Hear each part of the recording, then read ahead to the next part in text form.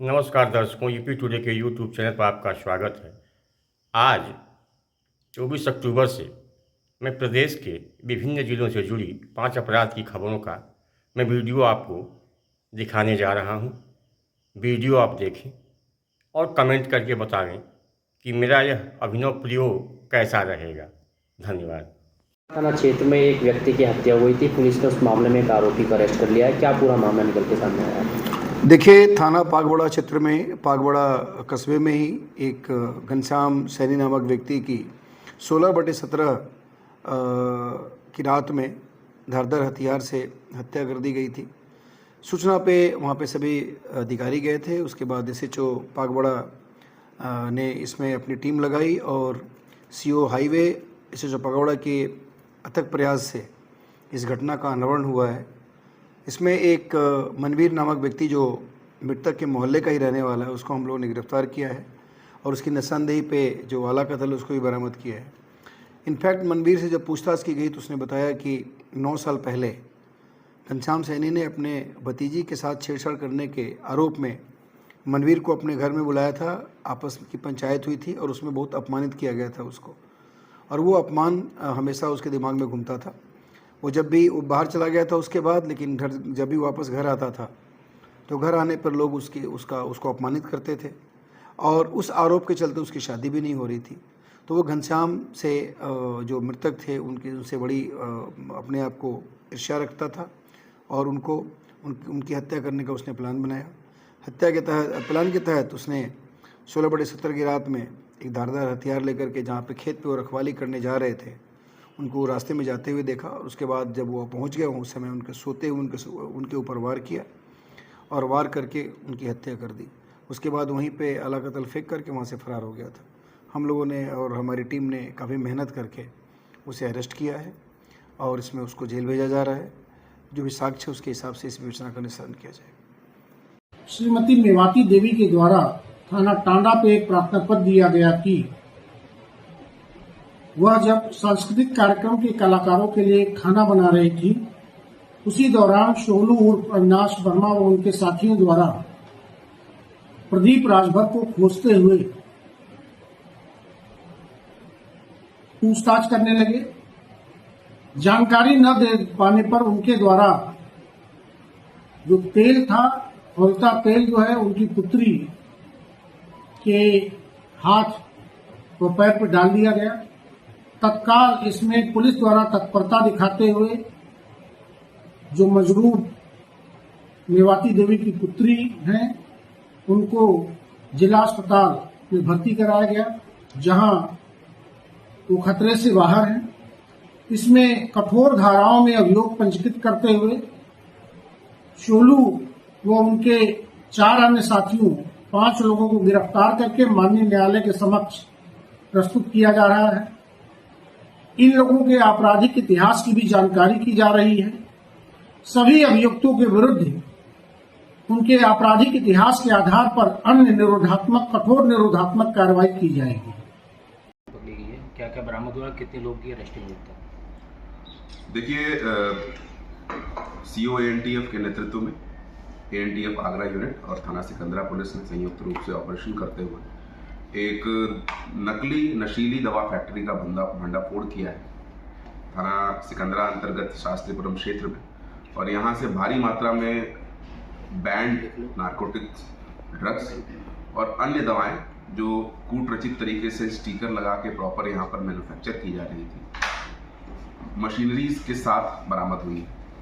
कुल 10 लोग इसमें गिरफ्तार हुए हैं, जिसमें विजय गोयल नाम का व्यक्ति जो पहले भी ऐसे ही मामले में सिकंदरा थाना और जगदीशपुरा थाने से जेल जा चुका है, वो भी शामिल है।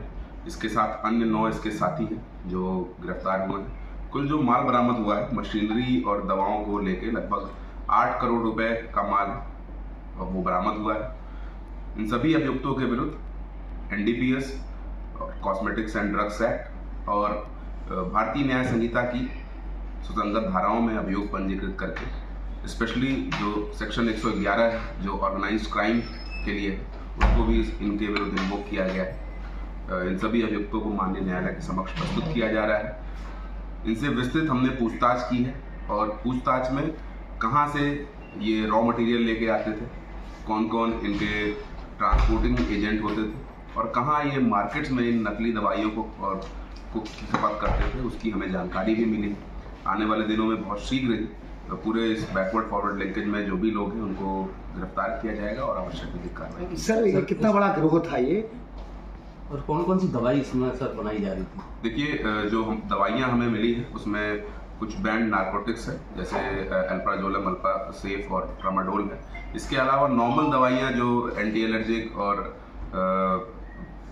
एंटीपायरेटिक कुछ दवाइयाँ हैं वो भी यहाँ से बरामद हुई हैं और बहुत भारी मात्रा में कई केजीज के ट्यून में अनपैक्ड और पैक्ड दोनों तरह की दवाइयाँ बरामद हुई हैं। ये कार्रवाई अभी भी फैक्ट्री पर चल रही है। इसके साथ जनपद मुजफ्फरनगर में 19 अक्टूबर को थाना बुढ़ाना में हुए उपद्रव में पुलिस ने कार्रवाई करते हुए कुल 19 लोगों को गिरफ्तार किया है। इसमें 5 लोग चिन्हित हुए हैं जिन्होंने इस पूरी चीज को प्लान किया था और एग्जीक्यूट किया था। इसमें हसनैन, रमीज, आजम, तारिक और राहिल हैं। इसमें रमीज AIMIM का यूथ जिलाध्यक्ष है और आजम इसमें AIMIM का नगर अध्यक्ष है। इसमें अभी रमीज और तारिक फरार हैं। बाकी 3 जो इनके लीडर्स थे उनको हमने अरेस्ट कर लिया है। इस पूरे प्रकरण में व्हाट्सएप और अन्य सोशल मीडिया प्लेटफॉर्म्स का इस्तेमाल हुआ था, जिसमें AIMIM का जो विधानसभा का ग्रुप है उसमें भी ऑडियो वायरल किए गए थे कि अल्लाह के शान में गुस्ताखी हुई है तो लोग इकट्ठा वहां पर हों और प्रशासन और पुलिस पर अनुचित दबाव बनाएं। इसमें जब लोगों को समझा के वापस भेजा जा रहा तो हसनैन ने अपनी लीडरशिप में वहां पर अखिल त्यागी की दुकान पर पथराव किया था।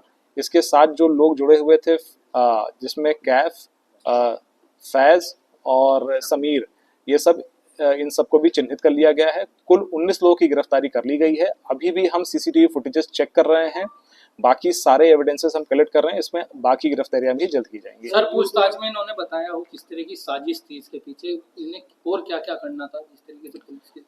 देखिए, इसमें जो प्रथम दृष्टिया सामने आया है कि सौहार्द बिगाड़ने का प्रयास किया गया था।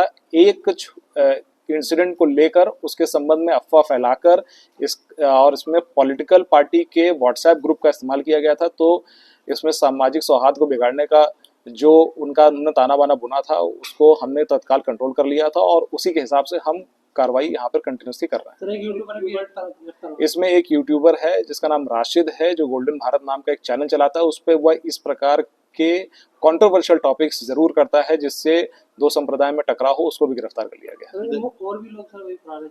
हाँ, इसमें अभी हम कंटिन्यूसली चिन्हांकन कर रहे हैं फुटेजेस के आधार पर और जो भी फरार है उनकी भी जल्द गिरफ्तारी की जाएगी।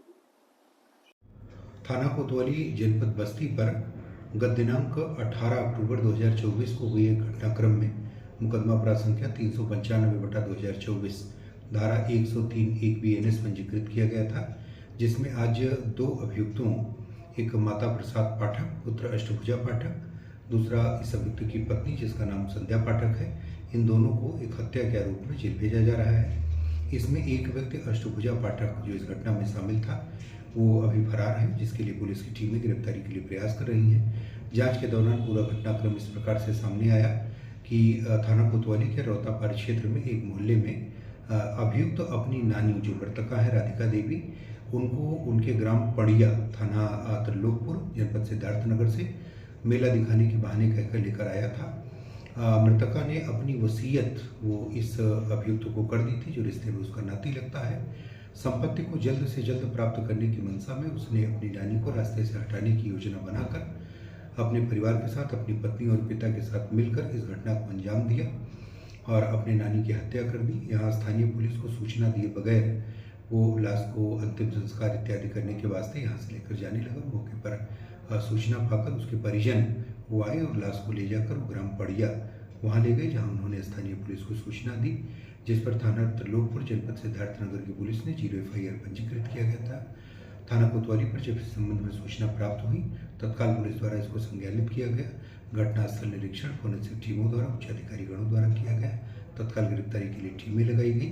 आज सफलतापूर्वक इसमें पुलिस ने 2 व्यक्तियों को गिरफ्तार करके उन्हें न्यायिक रिमांड के लिए भेजने की कार्रवाई की है। इस संबंध में साक्ष्य संकलन एवं अन्य विवेचनात्मक कार्रवाई प्रचलित है, जिसके आधार पर अग्रेतर विवेचना की जाएगी।